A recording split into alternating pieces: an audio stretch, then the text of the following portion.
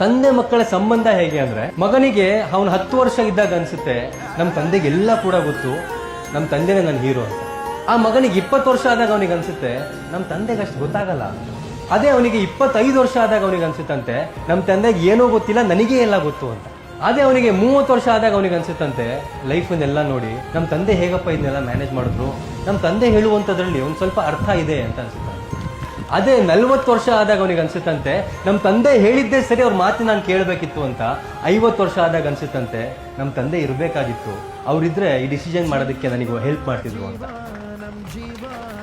ಜೀವನದಲ್ಲಿ ಯಾವತ್ತೂ ಕೂಡ ನಿಮ್ಮ ತಂದೆಯ ವಿರುದ್ಧ ಮಾತಾಡ್ಬಿಡಿ. ಅವ್ರ ಮಾತು ನಿಮಗೆ ಇಷ್ಟ ಆಗ್ತಿಲ್ವಾ, ಸೈಲೆಂಟ್ ಆಗಿ ಸೈಡಿಗೆ ಹೋಗ್ಬಿಡಿ. ಬಟ್ ಯಾವತ್ತೂ ಕೂಡ ನಿಮ್ಮ ತಂದೆ ವಿರುದ್ಧ ಮಾತಾಡ್ಬಿಡಿ. ಬಿಕಾಸ್ ತಂದೆ ಅಂದ್ರು, ಫಾದರ್ಸು ಯಾವತ್ತೂ ಕೂಡ ಅವ್ರ ಮಾತು ತಪ್ಪಿರೋದಿಲ್ಲ.